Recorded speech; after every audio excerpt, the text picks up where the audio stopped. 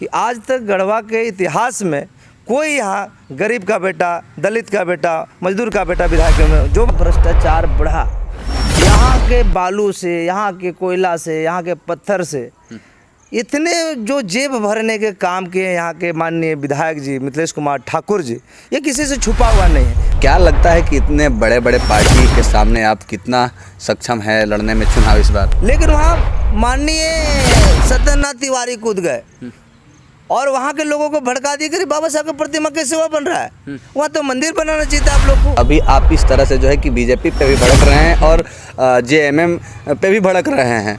कहीं अगर कुछ आपको ऑफर मिल जाए तो पता चले कि चुनाव से पहले आपका टिकट भी कैंसिल हो जाए, आप गठबंधन में इस तरफ ना जाए। तो जिस गरीबी में हम जिए हैं, जो अनुभव है और जिस गरीबी से संघर्ष के आज हम यहाँ पे हैं, उस गरीबी को हम भुला नहीं सकते। विधायक बनाने का परिवर्तन यात्रा नहीं, बदलाव यात्रा नहीं है, ये सिस्टम में बदलाव करने का यात्रा है। विधानसभा चुनाव का समय जैसे जैसे करीब आते जा रहा है, वैसे आप सभी को बता दें कि देख रहे होंगे कि शहर में रहने वाले नेता, एसी में रहने वाले नेता सभी जो है कि एकदम बौखला करके गांव देहात की ओर भागना स्टार्ट कर दिए हैं। वो जो है कि किस लिए? क्योंकि वोट के लिए, और जा रहे हैं, बड़े बड़े वादे कर रहे हैं, कोई परिवर्तन यात्रा तो कोई बदलाव यात्रा, यानी कि सभी यात्रा करने में व्यस्त हैं। और हमारे साथ अभी मौजूद है गढ़वा जिला के गढ़वा रंका विधानसभा के विधायक प्रत्याशी जो बीएसपी पार्टी से इनको टिकट मिलने वाला है और ये चुनाव लड़ने वाले हैं, अजय कुमार चौधरी उर्फ अजय मेंटल जी हमारे साथ मौजूद हैं। आइए इनसे बात करते हैं, क्योंकि ये भी जो है कि बदलाव यात्रा कर रहे हैं, बदलाव यात्रा इनका जारी है और हर जगह पर जा रहे हैं, ग्रामीण क्षेत्र में, सुदूरवर्ती इलाके में जा रहे हैं और लोगों से मिल रहे हैं। सर, बदलाव यात्रा से क्या इस बार बदलाव होने वाला है गढ़वा रंका विधानसभा में? हम आपके सवाल का जवाब दें उससे पहले मैं आपको बहुत बहुत धन्यवाद देता हूं, और आपके दर्शकों को, आपके चैनल के दर्शकों को भी मैं बहुत बहुत आभार और नमस्कार करता हूं। जैसा कि बदलाव यात्रा के बारे में जान रहे हैं कि मेरा बदलाव यात्रा जो 22 अगस्त 2024 से शुभारंभ हुआ है।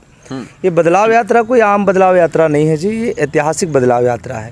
और जो एक बहुजन समाज पार्टी के नेतृत्व में जो सड़कों पे जो लोग दिखे, जो त्राहिमाम लोग हैं भ्रष्टाचार से, कमीशन खोरी से, बेरोजगारी से, और तमाम लोग छले गए हैं और तमाम सरकार के लोग छले गए हैं, तो उस दृष्टिकोण से बहुजन समाज पार्टी के नेतृत्व में बदलाव यात्रा जो निकला है, उस सिस्टम परिवर्तन का बदलाव यात्रा निकला हुआ है। विधायक बनाने का परिवर्तन यात्रा नहीं, बदलाव यात्रा नहीं है, ये सिस्टम में बदलाव करने का यात्रा है।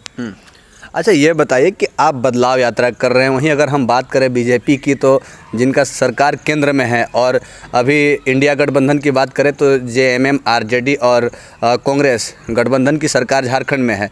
ये लोग भी जो है कि कोई मैया सम्मान यात्रा भी जो है कि कल्पना सोरेन जी जो है कि सभा में आ रही हैं और जो कार्य किए हैं उसको गिनाने में लगी हुई हैं। तो क्या लगता है कि इतने बड़े बड़े पार्टी के सामने आप कितना सक्षम है लड़ने में चुनाव इस बार? देखिए, यहाँ पार्टी कोई बड़ी नहीं होती है। इस लोकतंत्र में, लोकतंत्र का कोई भगवान अगर है तो यह जनता जनार्दन है। और जनता जनार्दन इस सरकार से पहले जो सरकार थी, भारतीय जनता पार्टी की सरकार, हम बात कर रहे हैं रघुवर दास की सरकार की, उनसे त्रस्त होकर जेएमएम की सरकार बनाए। इन्होंने कहा कि भाई भारतीय जनता पार्टी की सरकार में बैठे हुए सामंती और शोषक लोग जो है यहाँ के गरीब गुरबा आदिवासी का जमीन लूटने में लगी हुई है। जो भूदान में ज़मीन मिला हुआ था, जो ज़मीन का गरमजरुआ, जो ज़मीन जो मतलब उबड़ खाबड़ ज़मीन को, जंगल झाड़ी ज़मीन को, जो हमारे पुरखे, हम सभी के पुरखे, उसको डेवलप करके उपजाऊ बनाए, उस ज़मीन का रसीद काटना भारतीय जनता पार्टी की सरकार बंद कर चुकी थी। और इन्होंने नारा लगाया कि भारतीय जनता पार्टी की ज़मीन लूटने का साजिश कर रही है, उसको हम बचाएंगे, आप मेरी सरकार बनाइए। बड़ी विश्वास करके लोग सरकार बनाए। लेकिन क्या ये जो जेएमएम की अगुवाई वाली सरकार है, क्या इसके एक कदम आगे बढ़ पाई? क्या रसीद कटना चालू हो गया? अंचल में कोई काम हो रहा है? अगर कोई काम हो रहा है तो बिना पैसा के तो नहीं हो रहा है। जो गरीब लोग हैं उनके पास पैसा नहीं है, जो अमीर लोग हैं उनके पास पैसा, सबका काम। अब ये बताइए, जो भारतीय जनता पार्टी की बात कहे कि वो परिवर्तन यात्रा निकाले, क्या परिवर्तन करेंगे? ज़मीन को बेच आदि हड़पने का, रसीद काटने का बिल वो लोग लेकर आए, पास किए। ज़मीन बचाने के नाम पर ये लोग आए। अभी तक 24 वर्ष के युवा झारखंड के लिए नियोजन नीति नहीं बना पाया। अब भारतीय जनता पार्टी की सरकार यहाँ बनी कि नहीं बनी? जेएमएम और भारतीय जनता पार्टी की सरकार बनी कि नहीं? इंडिविजुअल भारतीय जनता पार्टी की सरकार बनी कि नहीं? तमाम लोग यहाँ पे ठगने का और लोगों को छलने का काम किए हैं। सर, राजनीति में ये भी जो है कि देखा जाता है कि अभी आप इस तरह से जो है कि बीजेपी पे भी भड़क रहे हैं और जेएमएम पे भी भड़क रहे हैं। कहीं अगर कुछ आपको ऑफर मिल जाए तो पता चले कि चुनाव से पहले आपका टिकट भी कैंसिल हो जाए, आप गठबंधन में इस तरफ ना जाएं, क्योंकि इस तरह से हो रहा है। मेरे भाई, मैं आपको विश्वास दिला देता हूँ कि जहाँ से हम आए हुए हैं, जिस पृष्ठभूमि से, जिस गरीबी अवस्था में, जिस गरीब घर में जन्म लिया और वहाँ से जो संघर्ष हम करते आए हैं, तमाम तरह के आर्थिक, सामाजिक गैर बराबरी के बीच में वहाँ से उठे हुए हैं।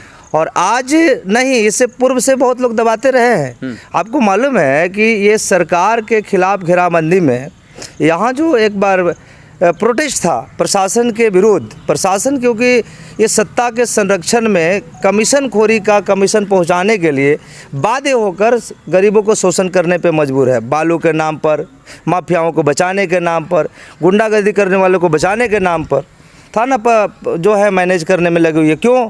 क्योंकि ऊपर से आदेश है, ऊपर पहुंचाना रहता है। ये आम बातें हैं।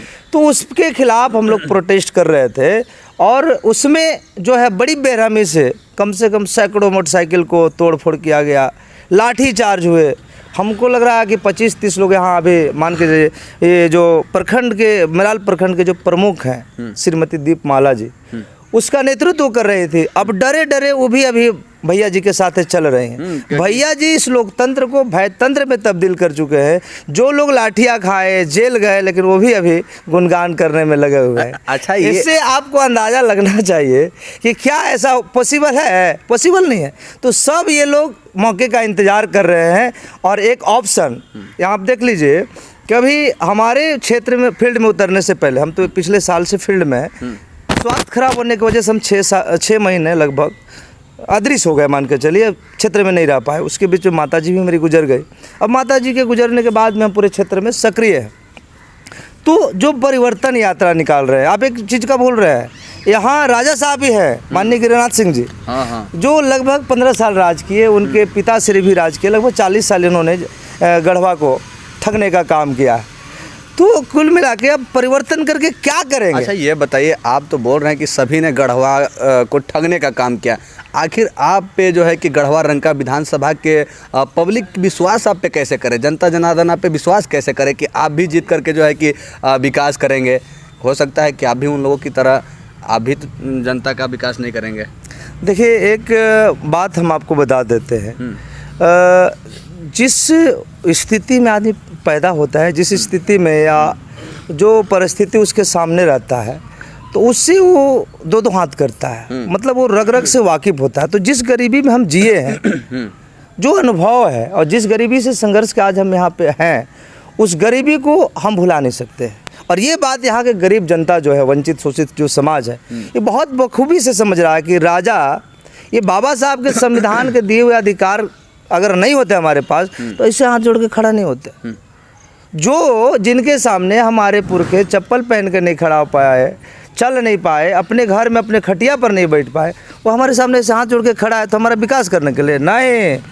ये लोग बार बार कहते हैं शोषित वंचित का हम भला करेंगे, गरीबी को दूर करेंगे। ये शोषित अगर हुए तो शोषण करने वाला कौन है?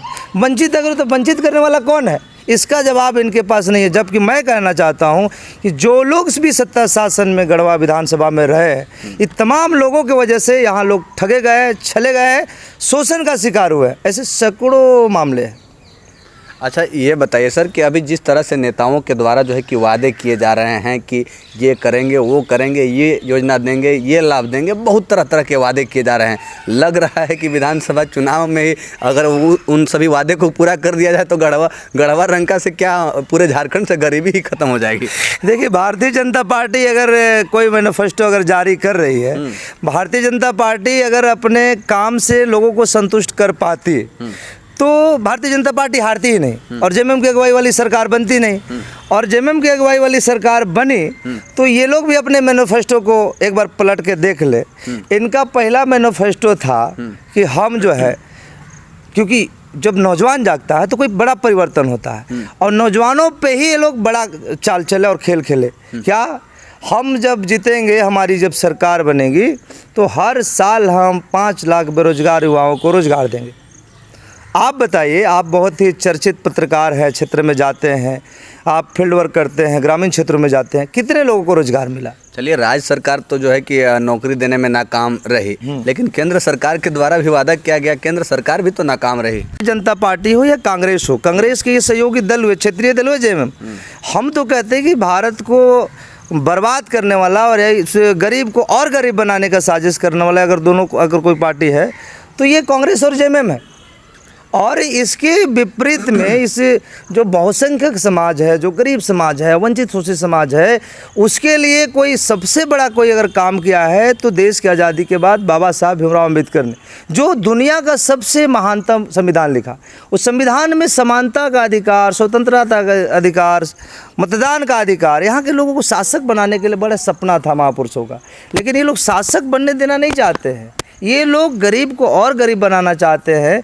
तो अगर पार्टी है इस बहुसंख्यक समाज को ऊपर उठाने के लिए तो है बहुजन समाज पार्टी। और मुझे लगता है कि बहुजन समाज पार्टी गढ़वा में भी लगातार एक्सपेरिमेंट करी है, अब बार बार चुनाव लड़े। देखिए, अच्छा, बहुजन समाज पार्टी झारखंड में कितने सीटों पे चुनाव लड़ रही है? 81 सीटों पे हमारी पार्टी चुनाव लड़ रही है। 81 सीटों पे चुनाव लड़ रही है? सीटों पे चुनाव लड़ रही है, बिल्कुल अकेले दम पर। अच्छा, ये बताइए कि झारखंड में उधर जयराम महतो जी भी हैं, जेबी केसेस अब उनका जो है कि रजिस्टर्ड हुआ है JLK, हाँ। झारखंड लोकतांत्रिक क्रांतिकारी मोर्चा। जी हाँ। तो समझिए कि एक तरफ कैंची चलने वाला है, एक तरफ जो है कि तीर कमान चलने वाला है। वहीं अगर हम बात करें तो बीजेपी का एक तरफ फूल खिलने वाला है और आप लोग हाथी दौड़ाने में लगे हैं। तो क्या जयराम महतो जी भी कहते हैं गरीब, दलित, पिछड़े और खास करके झारखंडियों की बात कर, खाली बोलने से नहीं होगा, धरातल पे काम करने पड़ेंगे। और धरातल पे काम तब करने पड़ेंगे, तब होगा जब संगठन रहेगा।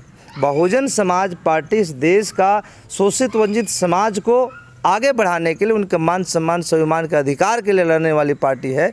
इसलिए अगर कोई इनके साथ में अगर डायरेक्ट या इनडायरेक्ट कुछ करना चाहता है तो हमारे प्रदेश के नेता समझे कि इसमें हमारा बोलने का कोई अधिकार नहीं है, बशर्ते हम जो गढ़वा विधानसभा के राजनीतिक में कूदे हैं। और ये एक ऐतिहासिक विधानसभा होने वाला है, क्योंकि ये सरकार में जितना भ्रष्टाचार बढ़ा, यहाँ के बालू से, यहाँ के कोयला से, यहाँ के पत्थर से, इतने जो जेब भरने के काम किए यहाँ के माननीय विधायक जी मिथिलेश कुमार ठाकुर जी, ये किसी से छुपा हुआ नहीं है। आज यहाँ अबू आवास, आपने ये सवाल पूछना भूल गया। अभी हम यही पूछने वाले थे कि अगर इस एक सवाल अगर आपसे हम नहीं पूछेंगे तो नाइंसाफ़ी होगी, क्योंकि अबू आवास योजना जो है कि झारखंड सरकार के द्वारा दिया जा रहा है, इसको महत्वाकांक्षी योजना बताया जा रहा है। और वहीं अगर हम महिलाओं के लिए बात करें तो पहले तो 21 साल से 50 साल तक की माताएं बहनों को दे रहे थे, लेकिन अब कम करके 18 साल से 50 साल तक की माताएं बहनों को मैया सम्मान योजना का लाभ दिया जा रहा है।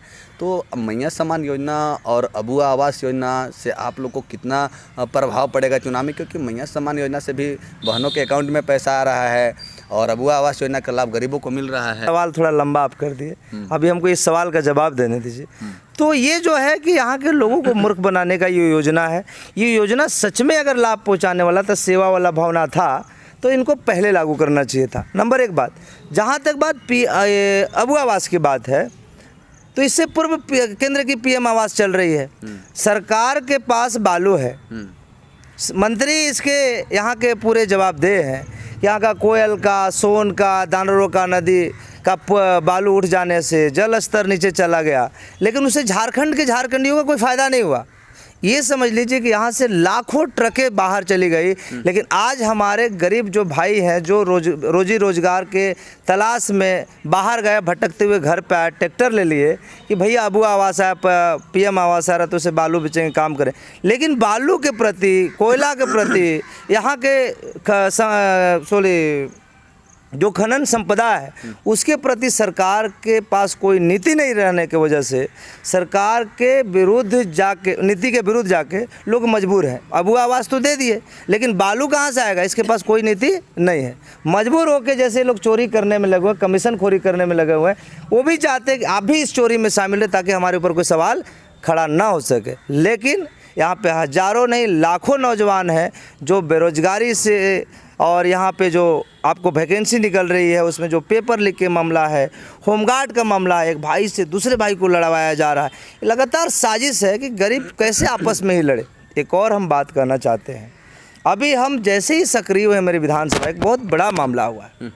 ये कैसे फूट डालो और राज करो नीति को अपनाने लगे हैं। चुनाव जैसे जैसे लाएगा ये लोग बखलाए हुए हैं कि अब जिस समाज पे जिस क्षेत्र के गरीब जनता को हम लोग मूर्ख बनाते थे, वहाँ उस गरीबी से झेलते हुए एक अजय मेटल नाम का शख्स खड़ा हो रहा है। मेरे यहाँ अभी एक बाबा साहब के प्रतिमा लगाने की बातें हुई, ठीक है, बाबा साहब के प्रतिमा लगाना चालू हुआ।